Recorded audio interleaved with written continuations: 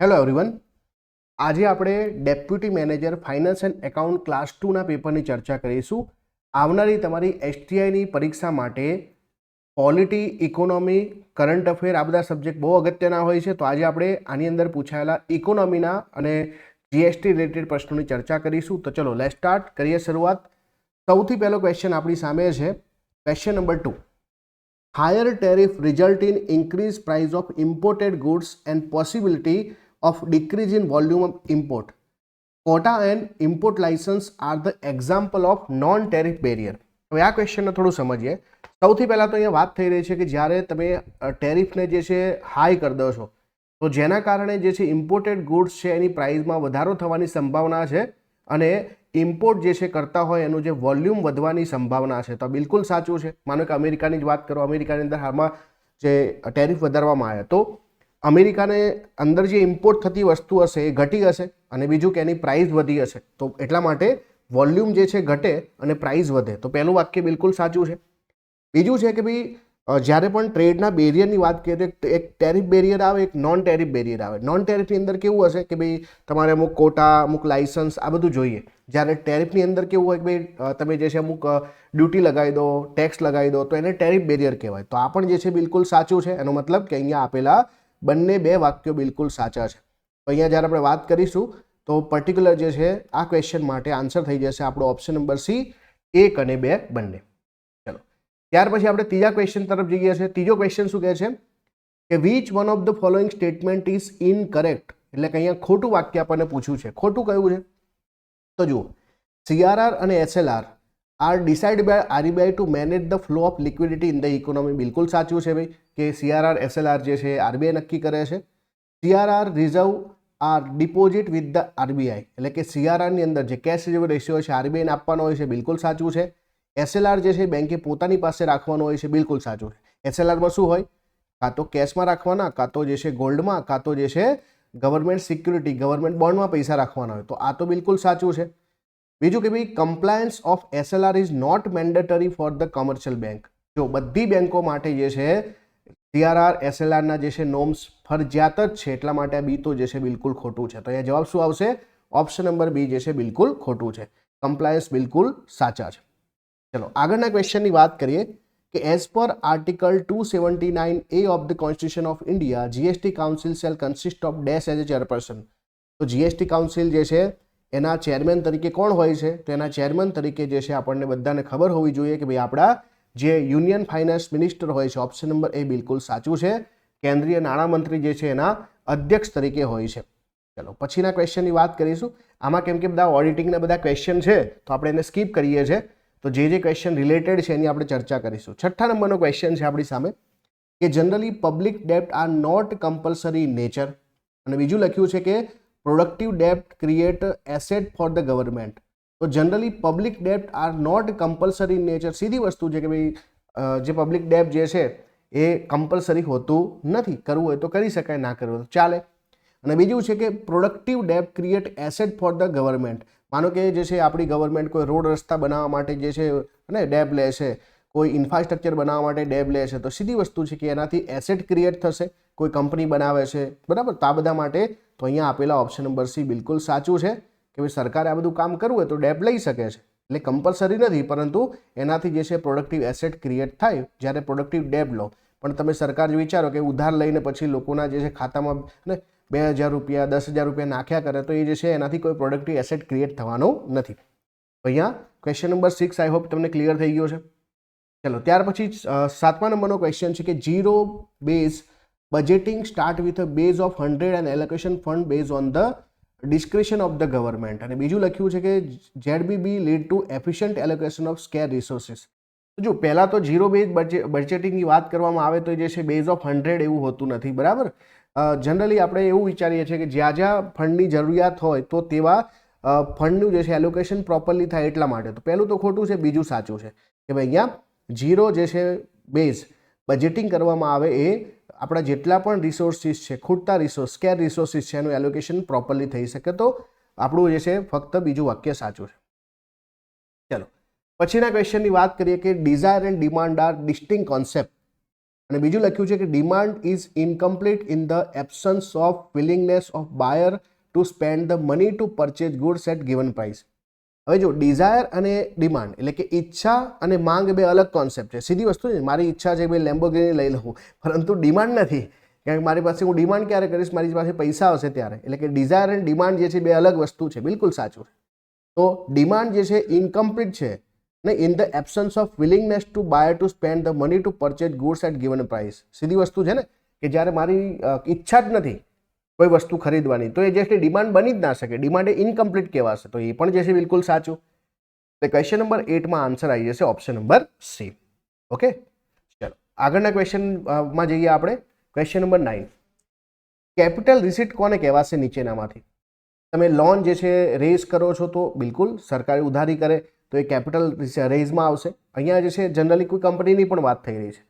Donation four specific purpose, અને પછી જે છે ત્રીજા નંબરમાં કે સેલ ઓફ ઓલ્ડ ન્યૂઝપેપર. તો જે સેલ ઓફ ઓલ્ડ ન્યૂઝપેપર જે છે એ ઓબ્વિયસલી છે કેપિટલ રિસીટની અંદર નહીં આવે, પરંતુ ડોનેશન લઈ લો કે લોન લઈ લો તો આવશે. તો 1 અને 2 આવશે. બરાબર, એટલે કે ઓપ્શન નંબર એ જે છે બિલકુલ સાચું છે. ચલો પછી એક જે છે થોડો ઓડિટિંગને લગતો સવાલ છે, પણ જોઈ લઈએ આપણે કે ભાઈ in case of government company first auditor shall be appointed by CAG India within a days from the date of registration. કંપનીના રજિસ્ટ્રેશનના કેટલા દિવસમાં જે છે CAG જે છે એક ઓડિટર જે છે એપોઇન્ટ કરશે? 60 દિવસની અંદર. ચલો ત્યાર પછીના ક્વેશ્ચનની વાત કરીએ આપણે. ક્વેશ્ચન નંબર 11 જે છે આપણી સામે છે કે ભાઈ human wants are unending when a particular want is satisfied another want take its place.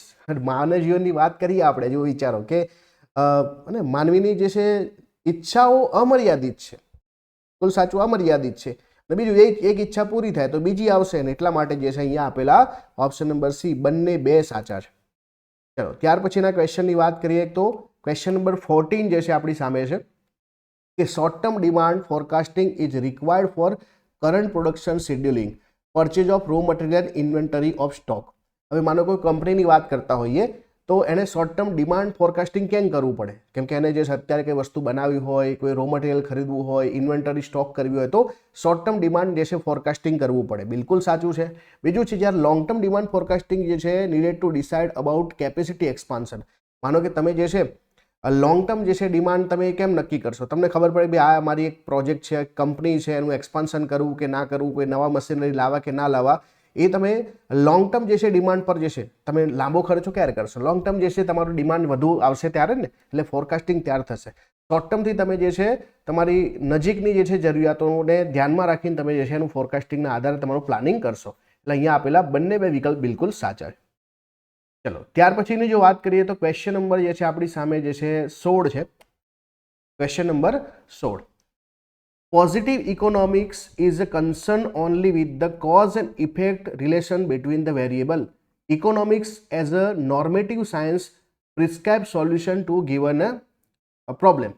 તો બેઝિકલી પોઝિટિવ ઇકોનોમિકની વાત કરીએ તો એમાં જે છે ફક્ત કોઝ એન્ડ ઇફેક્ટ રિલેશનની વાત કરવામાં આવેલી છે, અને બીજામાં ઇકોનોમિક જે છે એક નોર્મેટિવ સાયન્સ છે જે બેઝિકલી કોઈ પ્રોબ્લેમનું સોલ્યુશન પ્રોવાઈડ કરે છે. તો આ જે છે બંને સાચા છે. આપણા માટે આ ટોપિક અગત્યના નથી, પણ એકવાર આ જોઈ લેવા.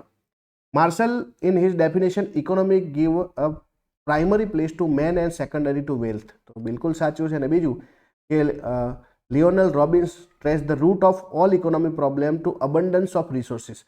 હવે અબન્ડન્સ નહીં આવે, રિસોર્સ જે છે બરાબર એ કેવા છે ભાઈ? સ્કેર છે, ખૂટતા રિસોર્સ છે, એટલા માટે પ્રોબ્લેમ છે. એટલા માટે આ જે છે ઓપ્શન નંબર બીજું વાક્ય અહીંયા ખોટું આવશે, અને ક્વેશ્ચનનો આન્સર આવશે કે ફક્ત પહેલું સાચું છે. ચલો ત્યાર પછી આગળ વધીએ તો આગળનો ક્વેશ્ચન છે question number 22. Question number 22, verification of economics law is possible only if economic is a science. બીજું લખ્યું છે economy as a art try to promote the welfare of human being. તો ઇકોનોમિક એવી જે છે કળા છે, એક કલા છે, આર્ટ છે કે જેનાથી આપણે હ્યુમન બિંગનું જે છે શું કરી શકીએ અને કંઈ કે ભાઈ વેલબિંગ કરી શકીએ, વેલફેર કરી શકીએ. Verification of economic law is possible only if economy is a science. તો એ જે છે થોડું અજુગતું છે, બરાબર, કે સાયન્સ હોય તો જ જે છે આપણે એના નિયમો જે છે એનું વેરિફિકેશન કરી શકીએ. તો ક્યાંક ને ક્યાંક જે છે ઇકોનોમી વિશે ઘણી વખત એવું લખવામાં આવે છે કે economy is a fail science. ઘણી વખત ઇકોનોમીના સિદ્ધાંતો જે છે ફેલ થઈ જતા હોય છે. એટલા માટે પહેલું વાક્ય જે છે ખોટું છે, ફક્ત ને ફક્ત જે છે બીજું વાક્ય સાચું છે. ચલો ત્યાર પછી જે છે અહીંયા લખ્યું છે કે ટેકનિક ઓફ કોસ્ટિંગ, તો આ આપણા માટે અગત્યનું નથી. પછીના ક્વેશ્ચનની વાત કરીએ આપણે. હા, હવે જે છે ક્વેશ્ચન નંબર 25 ને આપણે જોઈશું. 25મા નંબરનો ક્વેશ્ચન આપણા માટે અગત્યનો છે. If demand for a commodity is greater than its supply the price tend to decrease. માનો કે કોઈ જે છે કોમોડિટીની, અહીંયા આપણે વાત કરીએ ગોલ્ડની ડિમાન્ડ જે છે બરાબર વધારે હોય એના સપ્લાય કરતાં, તો પ્રાઇસ જે છે એ ડિક્રીઝ થશે. હે, ગોલ્ડ જે છે એની ડિમાન્ડ વધારે હોય ને જે છે એનો સપ્લાય ઓછો હોય તો શું થાય? પ્રાઇસ જે છે ઇન્ક્રીઝ થાય. એટલા માટે પહેલું વાક્ય તો ખોટું જ છે. બીજું, price of commodity in market is jointly determined by demand and supply. તો આને જે છે આપણે માર્કેટ ફોર્સિસ કહીએ છીએ, ડિમાન્ડ એન્ડ સપ્લાયને. તો demand and supply is a market forces, અને આના આધારે જે છે કોઈ પણ વસ્તુના ભાવ નક્કી થતા હોય છે. એટલા માટે અહીંયા ઓનલી જે છે બી ઓપ્શન બિલકુલ સાચો આવશે. ઓકે, ચલો ત્યાર પછીના ક્વેશ્ચન નંબર જે છે આપણે વાત કરીએ તો 31મા નંબરનો ક્વેશ્ચન આપણી સામે છે. 31મા નંબરનો ક્વેશ્ચન છે આપણી સામે. ક્વેશ્ચન શું કહે છે કે ભાઈ લેન્ડ ડેવલપમેન્ટ બેંકની વાત થઈ રહી છે. તો land development bank are registered under the cooperative society act. બિલકુલ સાચું છે. બીજું છે કે ભાઈ LDB provide long term loan to agriculture for permanent improvement of land. તો એ પણ બિલકુલ સાચું છે, ને એટલા માટે અહીંયા આપેલા બંને બે વિકલ્પો સાચા છે. ચલો ત્યાર પછીના ક્વેશ્ચનની વાત કરીએ તો ક્વેશ્ચન નંબર જે છે 34 આપણી સામે છે કે ઇન કેસ ઓફ પેરિસેબલ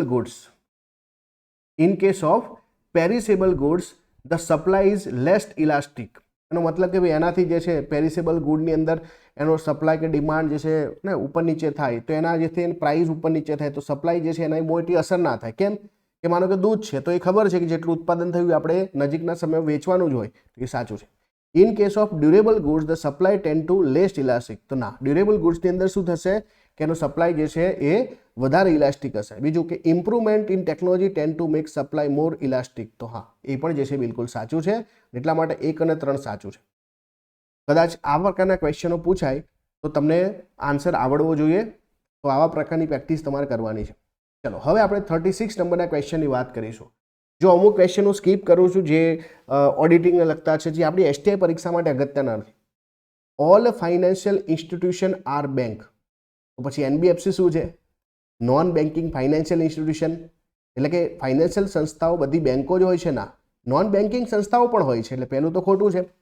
બીજું કે two primary function of bank are accepting deposit and giving loan. તો એ તો બિલકુલ સાચું છે. બેંકનું કામ છે ડિપોઝિટ સ્વીકારવાનું અને લોન આપવાનું. ચલો ત્યાર પછી આપણે ક્વેશ્ચન નંબર 38માં જઈશું. 38 ક્વેશ્ચન શું કહે છે કે NABARD grant refinance credit to the state cooperative bank but not to the regional rural bank. પહેલી વસ્તુ તો છે નાબાર્ડ જે છે એ એગ્રીકલ્ચર અને રૂરલ સેક્ટરની અંદર સૌથી કહેવાય ને એપેક્સ બોડી કહેવાય. તમને ક્યારેક પૂછે પરીક્ષામાં કે રૂરલ ક્ષેત્રમાં એગ્રીકલ્ચર ક્ષેત્રમાં જે છે એપેક્સ બોડી કઈ છે? નાબાર્ડ.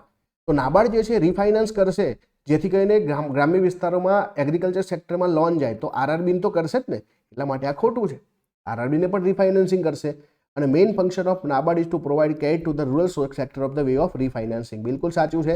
એનું કામ જ છે કે ગ્રામ્ય વિસ્તારની અંદર અને ફાઇનાન્સ પહોંચાડવું. તો ડાયરેક્ટલી લોન નહીં આપે, એ અલગ અલગ બેંકો થ્રુ લોન જે છે રીફાઇનાન્સ કરશે. ચલો ત્યાર પછીની વાત કરીએ આપણે ક્વેશ્ચન નંબર 41. ક્વેશ્ચન નંબર 41 શું કહે છે કે which one of the following is not objective of credit control. Credit કંટ્રોલનો જે છે ઓબ્જેક્ટિવ શું નથી? પહેલાં તો જે છે જનરલ પ્રાઇસ લેવલને સ્ટેબિલાઇઝ કરવા. બિલકુલ સાચું છે. લોન જે છે મોંઘી સસ્તી કરીને ભાવને આપણે જે છે ને કાબૂમાં લઈએ છીએ. બીજું છે કે મની માર્કેટને સ્ટેબિલાઇઝ કરવું. હા, બિલકુલ સાચું છે. ઇકોનોમિક ગ્રોથને પ્રમોટ કરવો સાચું છે. પરંતુ જે છે લિબરલાઇઝેશન, પ્રાઇવેટાઇઝેશન કરવું એના માટે ક્રેડિટ કંટ્રોલ જે છે એ કોઈ અગત્યનું નથી. એટલે કે અહીંયા ઓપ્શન નંબર ડી જે છે આપણું ખોટું છે. એનો ઓબ્જેક્ટિવ નથી ટૂંકમાં. ક્વેશ્ચન નંબર 42ની વાત કરીએ આપણે તો RBI perform number of development and promotional function. હા, બિલકુલ સાચું છે. It is obligatory for RBI to conduct government business. એ પણ સાચું છે કે સરકારનો જે પણ જે છે અને સરકારના જે પણ કામો છે એ આરબીઆઈ કરે છે. જે પણ ગવર્મેન્ટના જે ફાઇનાન્સને લગતા, જેમ કે ગવર્મેન્ટનું જે છે ડેબને જે છે મેનેજ કરવું, ગવર્મેન્ટની જે છે જે મોનેટરી પોલિસી આરબીઆઈ છાપે છે એટલે મેનેજ કરે છે, અને સાથે સાથે ગવર્મેન્ટનું જે ફોરેક્સનું કામ છે એ પણ જે છે આરબીઆઈ જ હેન્ડલ કરે છે. તો એવી રીતે ગવર્મેન્ટનો બિઝનેસ છે, ગવર્મેન્ટના જે છે બોન્ડ જે છે ઇસ્યુ કરવાનું કામ આ બધું આરબીઆઈ કરે છે. હા, તો એ ઓબ્લિગેટરી છે, એના માટે ફરજિયાત છે. કેમ કે એ જ સંસ્થા છે જે આરબીઆઈ કે જે સરકારની કેન્દ્ર સરકારની બેંક તરીકે પણ કામ કરે છે, રાજ્યોની બેંક તરીકે પણ કામ કરે છે. ચલો તો અહીંયા 42માં જે છે બંને વિકલ્પો બિલકુલ સાચા છે. 43માં આવીશું કે ભાઈ 43માં લખ્યું છે કે transaction means event or a business activity involve exchange of money or money's worth between party. તો બિલકુલ ટ્રાન્ઝેક્શન એને જ કહેવાશે કે ભાઈ બે પાર્ટી વચ્ચે જે છે જે પૈસાનું અથવા પૈસાના સમકક્ષ જે છે કોઈ જે કોઈ ટ્રાન્ઝેક્શન મતલબ એને કહેવાય કે ભાઈ એક્સચેન્જ થતું હશે. The access of revenue income over a expense is called a profit. તો બેઝિકલી જે છે કોઈ પણ બિઝનેસ હોય એમાં તમે જે છે કંઈક એક્સપેન્સીસ હોય તમારા, તમે જે છે કંઈક રેવન્યુ જે છે કમાવો છો, તો સીધી વસ્તુ છે રેવન્યુ કમાવો છો તેમાંથી જે છે એક્સપેન્સીસ બાદ કરશો તમારો પ્રોફિટ બનશે. તો એ પણ જે છે બિલકુલ સાચું છે. Asset is resource own by business with the purpose of using it for a generating future profit. તો બિલકુલ એસેટ કોને કહેવાય? માનો કે કંપની પાસે જમીન છે, કંપની પાસે કેશ છે, કંપનીના મશીન છે, આ બધા એસેટ કહેવાશે. તો હા બિલકુલ સાચું છે, 1 2 3 સાચું છે. ચલો ત્યાર પછી આપણે ક્વેશ્ચન નંબર 44માં આવીએ. 44 શું કહે છે કે WTO provide rule base transparent and predictable multilateral trading system. બીજું છે anti dumping and countervailing duty are provided to address the issue of unfair trade practices by member nation. તો બિલકુલ સાચું છે કે ભાઈ ઘણી વખતે શું થાય, WTO શું કરે છે, એક પ્લેટફોર્મ પ્રોવાઈડ કરે છે કે ભાઈ વન જે છે કહેવાય ને વન વર્લ્ડ વન જે છે ટ્રેડની વાત કરે છે જેને એમાં બેરિયર ઓછા કરવાની વાત કરે છે. ક્યારેક ઘણી વખત એવું થાય કે કોઈ દેશ પાસે કોઈ રિસોર્સ એબન્ડન્સમાં હોય, જેમ કે ચાઇના પાસે સ્ટીલ છે, તો એ બીજા દેશોમાં ચીનને જે ચીન શું કરે, બીજા દેશોમાં જે છે સ્ટીલને ઠાલવી નાખે સસ્તા ભાવે.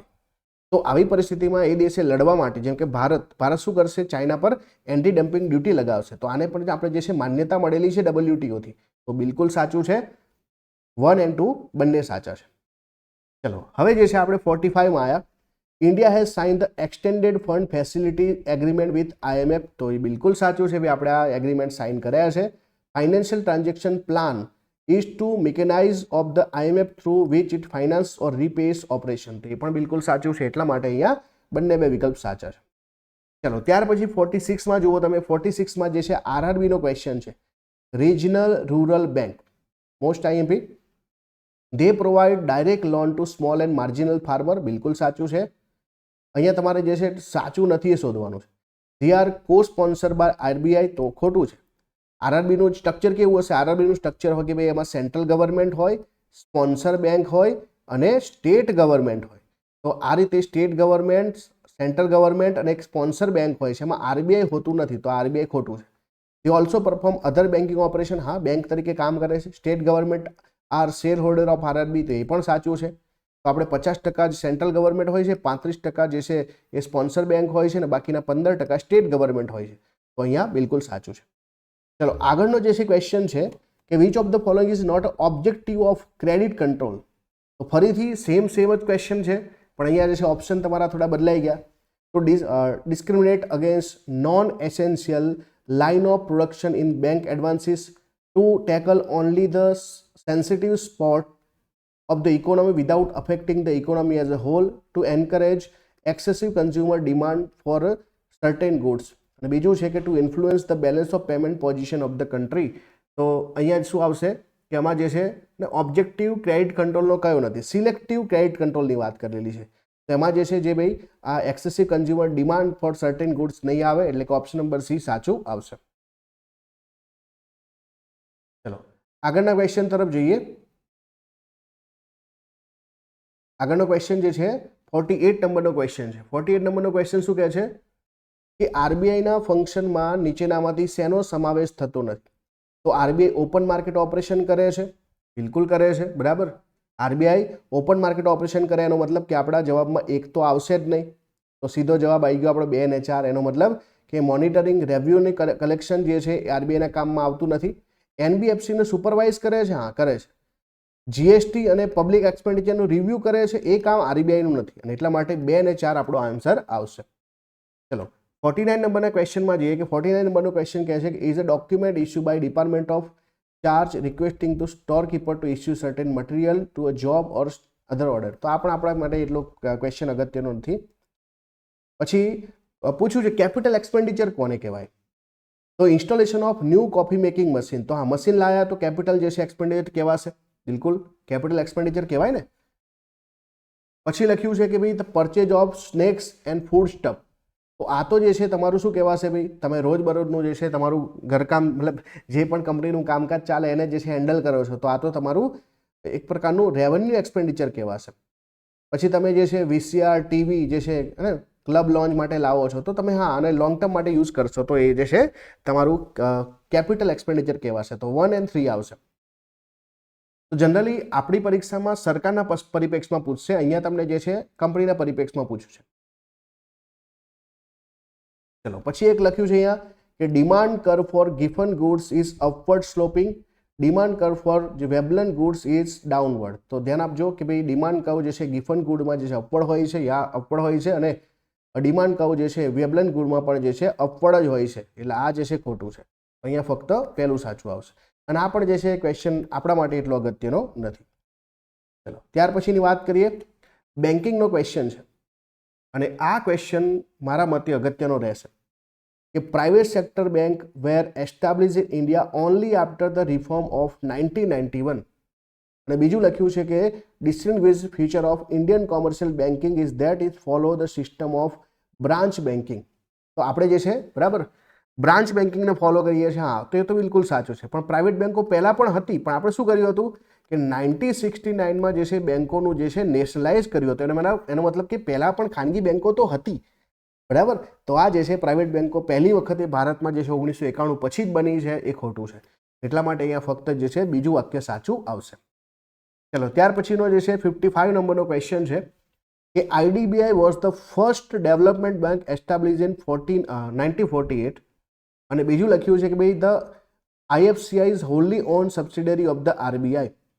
તો આ ક્વેશ્ચન હું તમને જે છે હોમવર્કમાં આપીશ, બરાબર, હોમવર્કમાં આપીશ, અને આન્સર પણ આપી દઉં છું કે બંને વાક્ય ખોટા છે. તો તમારે એ શોધવાનું છે કે આઈએફસીઆઈની અંદર જે છે આરબીઆઈની હિસ્સેદારી કેટલી છે, અને બીજું જે છે અહીંયા કે આઈડીબીઆઈ નહીં તો કઈ સંસ્થા છે જે ડેવલપમેન્ટ બેંક તરીકે 1948માં આવ્યું હતું, તો એ તમારે શોધવાનું છે.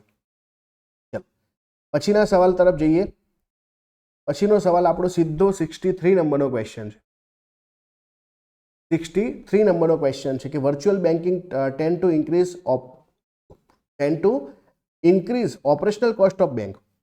વર્ચ્યુઅલ બેંક ચાલુ કરવાથી બેંકોની જે છે ખર્ચ વધે ના વધે, ઘટે, ઓપરેશનલ ખર્ચ ઘટે. એટલા માટે આ તો ખોટું છે, અને એટલા માટે આ જે પણ ખોટું છે આ પણ ખોટું છે. બીજું છે કે ભાઈ virtual banking allow the possibility of improve quality of and large range of services being made available to the consumer more rapidly. તો હા તમે ઓનલાઈન આવશો તો તમે વધારે સર્વિસ પ્રોવાઈડ કરી શકશો અને સારી રેન્જ સર્વિસ પ્રોવાઈડ કરી શકશો. હા તો બિલકુલ સાચું છે. ચલો પછીનો સવાલ થોડો લોજિકલ છે કે if the price of product A increase relative to price of substitute B and C. એટલે કે અહીંયા જુઓ કે ભાઈ બી અને સીની સાપેક્ષમાં એની પ્રાઇસ જે છે એ વધે તો, એટલે કે એ બી સી, એના જે છે બી અને સી શું છે સબસ્ટિટ્યુટ છે, then which one of the following is most likely to happen. માનો કે તમારી પાસે આ ત્રણ વસ્તુનો ઓપ્શન છે, તમે જનરલી આ એ વસ્તુ લાવતા હોય, હવે આનો ભાવ વધી જાય તો તમે શું કરશો? આનો જે છે ભાવ વધી જાય તો બીજું શું થશે કે લોકો જે છે આ બી અને સી તરફ જશે, તો બી અને સીની ડિમાન્ડ શું થઈ જશે? ઇન્ક્રીઝ થશે. તો demand of B and C both will increase. અહીંયા ચોખ્ખું લખ્યું નથી કે ભાઈ બી જે છે વધારે છે કે સી જ વધારે છે, તો આપણે બંનેને સરખું જ પ્રાયોરિટી આપીશું ને. તો બી અને સી બંનેની ડિમાન્ડ વધશે, બી અને સી બંનેની ડિમાન્ડ જે છે વધશે, કેમ કે એના ભાવ વધી ગયા છે, હવે લોકો બી અને સી તરફ જશે. ચલો પછીના ક્વેશ્ચન તરફ જઈએ. પછીનો ક્વેશ્ચન જે છે આપણો 72 નંબરનો ક્વેશ્ચન છે. 72 ક્વેશ્ચન શું કહે છે કે ભાઈ liquidity adjustment facility corridor is a framework the RBI use to manage short term interest rate in the banking system. તો હા આપણે CRR, SLR, repo rate, reverse repo rate આ બધા ટૂલનો ઉપયોગ કરીએ છીએ, બિલકુલ સાચું છે. બીજું લખ્યું છે કે marginal standing facility is a part of LAF corridor but standing deposit facility is not part of it. સીધી વસ્તુ છે કે ભાઈ આમાં જે છે રેપો રેટ અને રિવર્સ રેપો રેટ આવે, અને આ જે છે બંને standing deposit facility, marginal standing ડિપોઝિટી એ બેઝિકલી આમાં ના આવે, બરાબર. લિક્વિડિટી એડજસ્ટમેન્ટ ફેસિલિટીની અંદર આ નથી આવતા, પણ એ છતાં ઘણી વખતે આરબીઆઈનો ઉપયોગ કરે છે. તો કાં તો બંને આવે કાં તો બંને ના આવે, બરાબર. એટલા માટે એક આવે ને એક ના આવે એ ખોટું છે. તો અહીંયા જે છે બીજું વાક્ય ખોટું છે, ફક્ત પહેલું વાક્ય સાચું છે. પછીના ક્વેશ્ચન તરફ જઈએ. પછીનો ક્વેશ્ચન છે 78 નંબરનો ક્વેશ્ચન છે. 78 નંબરનો ક્વેશ્ચન કહે છે કે ભાઈ ઓપન માર્કેટ ઓપરેશનની વાત થઈ રહી છે કે open market operation refer to the buying and selling of the bond issue by government in the open market. તો બિલકુલ સાચું છે. ખરેખર આ કામ કોણ કરે? આરબીઆઈ કામ કરે. ઓપન માર્કેટની અંદર જે છે કાં તો બોન્ડને જે છે બાય કરશે કાં તો બોન્ડને સેલ કરશે. The purchase and sale are entrusted to the central bank on behalf of the government. હમણાં જ આપણે આ જ વાત કરી છે કે આરબીઆઈ કામ કરશે, તો આરબીઆઈ જે છે સરકાર વતી આ ફંક્શન જે છે કરશે. એટલા માટે અહીંયા ઓપ્શન નંબર સી બંને બે સાચા છે. ચલો, તો 78 થઈ ગયું. ત્યાર પછી આપણે 82 નંબરના ક્વેશ્ચનમાં જઈશું કે પોઝિટિવ સ્ટેટમેન્ટ કયા છે. Corporate should voluntary spend more on enhancing social welfare. Government should improve very high tax on the super rich. Government of India has rationalise GST rate and procedure. Businesses should not evade taxes. તો આમાં જે છે basically one of the following is positive statement. તો આમાં સીધી વસ્તુ છે કે હમણાં સરકારના જે વાહ કરવાની છે આપણે જીએસટી રેટ રેશનલાઇઝ કર્યા છે, બરાબર. ચલો આગળ વધીએ. 83 નંબરનો ક્વેશ્ચન છે કે ભાઈ અહીંયા સ્ટેનોગ્રેજ જે છે આ ઓપ્શન છે. આ તો તમને ખબર હશે, થોડા સમય પહેલાં યુપીએસસી પણ ક્વેશ્ચન પૂછ્યો હતો કે ભાઈ આરબીઆઈ ક્યાંથી પૈસા કમાય છે. તો આરબીઆઈ અહીંયાથી પૈસા કમાય. આનો મતલબ શું થાય કે ઘણી વખતે જે છે બરાબર આરબીઆઈ નોટ છાપતી વખતે નોટ છાપવાનો ખર્ચો બરાબર અને બરાબર એનો ઓરિજિનલ જે છે વેલ્યુ, આ બંનેનો જે ડિફરન્સ છે એને આપણે સેનોગ્રેજ કહીએ છીએ. તો સેનોગ્રેજ જે છે બરાબર આ કરન્સી છાપવાનું અને એની વેલ્યુ વચ્ચેનો ડિફરન્સ હોય છે. માનો કે 2000 રૂપિયાની નોટ છે પણ એની છાપવાની કિંમત તો 50 રૂપિયા હોય કે 20 રૂપિયા હોય, તો બાકીના પૈસા જે છે એ રીતે. ચલો આગળનો ક્વેશ્ચન છે 85 નંબરનો ક્વેશ્ચન છે. Inflation targeting framework adopted by RBI. Monetary પોલિસીની ચર્ચા થઈ રહી છે કે explicit range to be achieve in term of inflation, GDP growth and employment. બરાબર.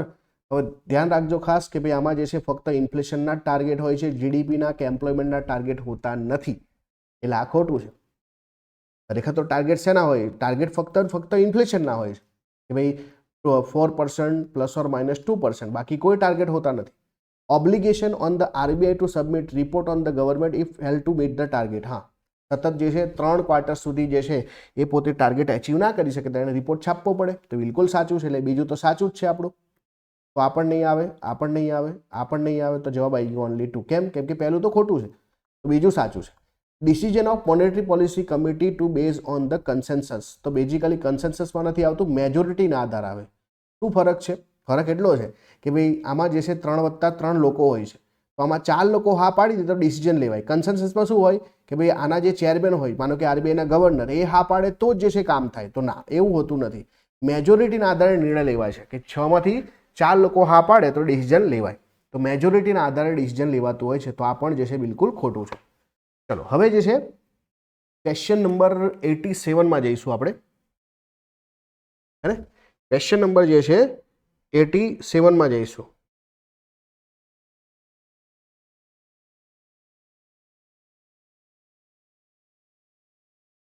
શું કહે છે કે cache reserve with the commercial bank is one of the factor affecting the process of credit creation. તો હા ભાઈ, કોઈ કેશ રિઝર્વ બેંક પાસે હશે તો એને સીધી અસર કરશે. કેવી રીતે જે છે લોન આપી શકાય. Lower the cash reserve that bank has to keep with itself, higher will the volume of credit creator. તો દાખલા તરીકે જે છે બરાબર એક બેંક પાસે 100 જે છે કરોડ રૂપિયા પડ્યા છે અને એને એમાંથી જે છે 50 કરોડની જે છે પોતાની પાસે જે છે ને કેશ રિઝર્વ રાખવાનો છે, તો 50 કરોડની લોન આપશે. જો એને 40 કરોડને જે છે પોતાની પાસે રાખવું હશે તો 60 કરોડની લોન આપી શકશે. એનો મતલબ કે રિઝર્વ જેટલા ઓછા રાખવાના થશે એના એટલી વધારે લોન જે છે વેચી શકશે. તો હા, બિલકુલ સાચું છે. એટલા માટે અહીંયા option number C both 1 and 2 is right. ચલો ત્યાર પછી આપણે 88 નંબરના ક્વેશ્ચનમાં જઈએ. એ ક્વેશ્ચન જે છે મોનેટરી પોલિસીને લગતો જ છે, બરાબર. તો ક્વોલિટેટિવ ઇન્સ્ટ્રુમેન્ટની વાત થઈ રહી છે, ક્વોન્ટિટેટિવ નહીં, ક્વોલિટેટિવમાં. ચલો, તો under credit rationing the central bank rations credit by limiting the amount available to cash applicant. તો આમાં ડાયરેક્ટલી જે છે આપણે પેલું repo rate, reverse repo number વધારી ઘટાડીને નહીં, પરંતુ એવા કંઈક જે છે પગલાં ભરીને આ કામ થાય. તો હા, બિલકુલ સાચું છે. બીજું છે direct action implied to coercive measure taken by central bank against individual unit of the banking system. હા, એ ડાયરેક્ટ એક્શન પણ લઈ શકે બેંક, કોઈ પણ આરબીઆઈ પોતાની અંદર રહેલી કોઈ પણ બેંકમાં. મોરલ જે છે friendly method to pursue commercial bank to cooperate with the central bank. Monetary policy, હા, તો એ જે છે ગાઈડલાઇન પણ આપી શકે બેંકોને, કહી શકે તમે જે છે લોન વધારે વેચજો, ઓછી કરજો, આવું તેવું જે છે ડાયરેક્ટલી પણ કહી શકે. તો હા, આ બધા જે છે ક્વોલિટેટિવ ટૂલમાં આવશે. ક્વોન્ટિટેટિવ પૂછે એટલે repo rate, reverse repo rate, bank rate, આ બધું આવે. ચલો આગળનો ક્વેશ્ચન છે 91 નંબરનો ક્વેશ્ચન છે. 91 નંબરનો ક્વેશ્ચન શું કહે છે કે ભાઈ floating exchange rate system is based on market mechanism. તો હા, બિલકુલ સાચું છે. માર્કેટ મિકેનિઝમમાં શું હોય કે રૂપિયો, ડોલર જેમ આપણે વાત કરીએ છીએ તો એ પોતાની રીતે પોતાનો ભાવ નક્કી કરશે. There is no government intervention in the manage exchange rate system. હવે જો મેનેજનો શબ્દ જ મેનેજ છે, એનો મતલબ કે ત્યાંની સેન્ટ્રલ બેંક એને મેનેજ કરશે, ઇન્ટરવેન્શન કરશે. તો એટલા માટે નો ઇન્ટરવેન્શન આ ખોટું છે. એટલે પહેલું સાચું છે, એટલે કે ઓપ્શન નંબર જે છે 1, બરાબર, ઓપ્શન એ આપણો સાચો છે. ફ્લોટિંગની અંદર ના કરી શકાય પણ મેનેજમાં કરી શકાય. એટલા માટે ભારતમાં ફ્લોટિંગ હોવા છતાં આરબીઆઈ મેનેજ કરે છે.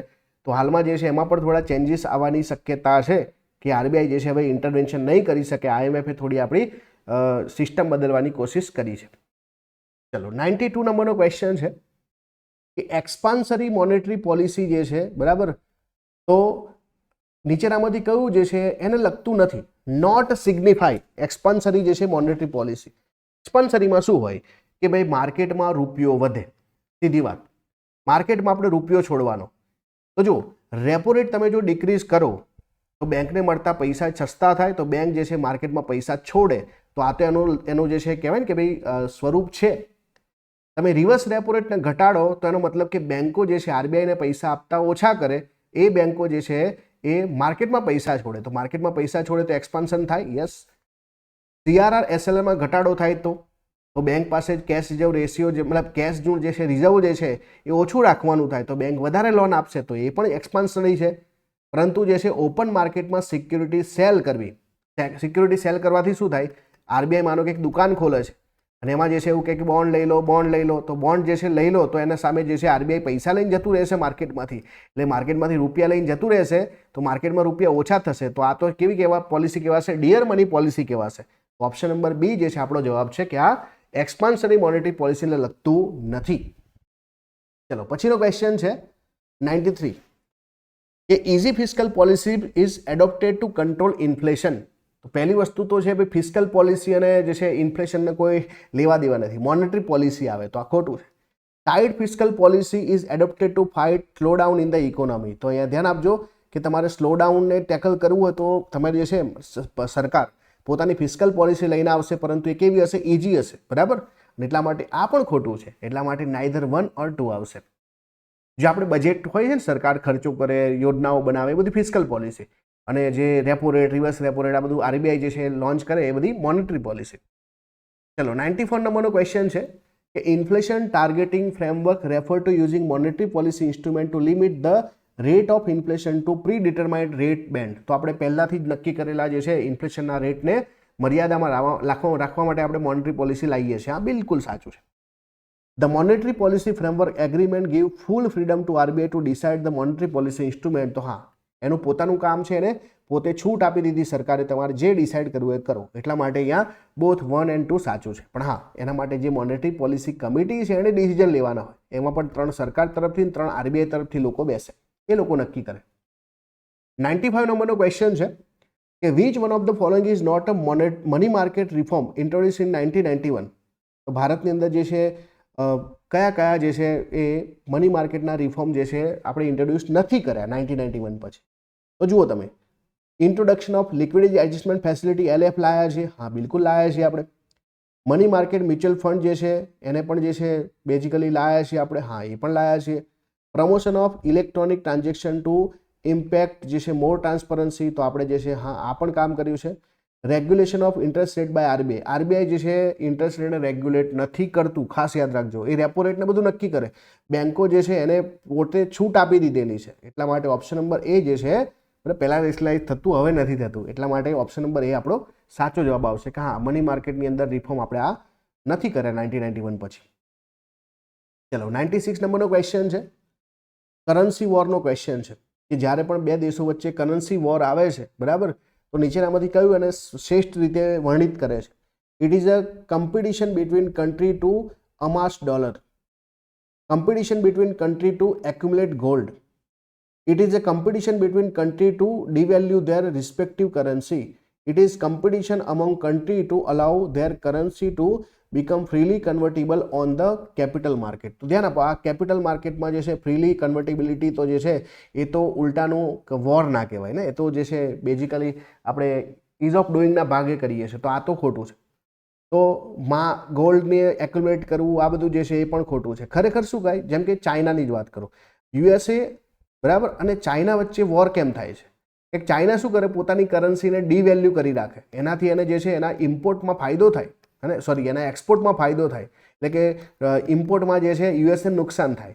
તો એટલા માટે જે છે આને કરન્સી વોર કહેવાય કે ભાઈ જ્યારે પણ કોઈ રિસ્પેક્ટિવ કન્ટ્રી જે છે પોતાની કરન્સીને ડીવેલ્યુ કરવાનો પ્રયત્ન કરે. આગળ વધીએ છીએ. India enjoy full convertibility to her currency on the capital account. જો આપણે બે એકાઉન્ટ હોય, એક તો જે છે જેને આપણે રેવન્યુ એકાઉન્ટ કહીએ છીએ, બરાબર, અને એક હોય છે આપણું કેપિટલ એકાઉન્ટ હોય છે.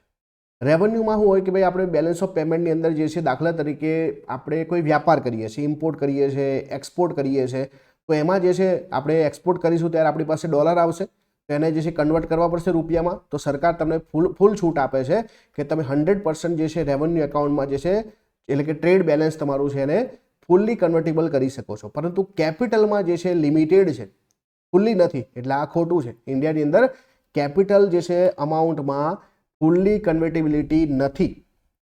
બીજું છે કે Indian rupees only 40% convertible for current account transaction.